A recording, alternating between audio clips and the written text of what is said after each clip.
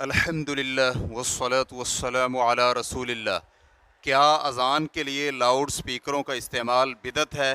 سوال کیا گیا ہے۔ میری سمجھ کے مطابق دین میں نئے ایجاد شدہ کام بدعت ہیں، اس بنا پر لاؤڈ سپیکروں کے ذریعے اذان دینا کیسا ہے؟ الجواب بعون اللہ سبحانہ و تعالی۔ لاؤڈ سپیکروں کے ذریعے اذان دینے میں کوئی حرج نہیں، کیونکہ یہ سامعین تک آواز پہنچانے کا ایک ذریعہ ہے اور وسائل کو مقاصد کے احکام حاصل ہیں۔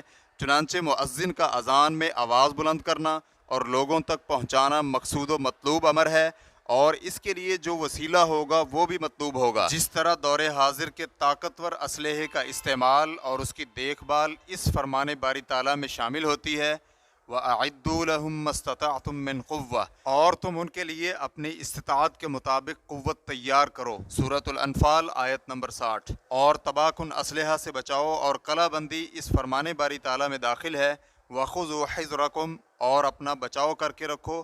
سورۃ النساء آیت نمبر 102۔ اور سمندری جہازوں، طیاروں اور ہوائی جہازوں پر قدرت اللہ رب العزت کے اس فرمان میں داخل ہے، وَلِلَّهِ عَلَى النَّاسِ حِجُّ الْبَيْتِ مَنِ اسْتَطَاعَ إِلَيْهِ سَبِيلًا، اور لوگوں پر اللہ کے لیے بیت اللہ کا حج کرنا فرض ہے جو وہاں تک کی راہ کی استطاعت رکھے۔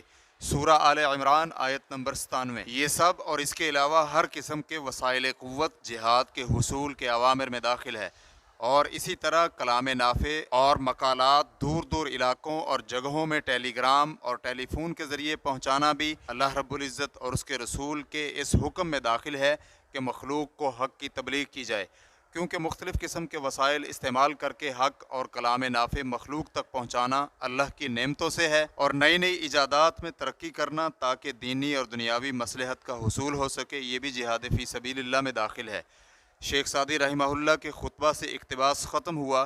یہ خطبہ شیخ رحمہ اللہ نے اس وقت دیا تھا جب مسجد میں لاؤڈ سپیکر لگایا اور کچھ لوگوں نے اس کا انکار کیا۔ ریفرنس کے لیے دیکھیے مجموعۃ مؤلفات ابن سعدی جلد نمبر 6 صفحہ نمبر 51۔ اس طرح علم نافع اور لوگوں کو اسلام کی دعوت دینے کے لیے انٹرنیٹ کا استعمال بھی ان مفید امور میں شامل ہوتا ہے جس سے شریعت کے عظیم معانی ثابت ہوتے ہیں۔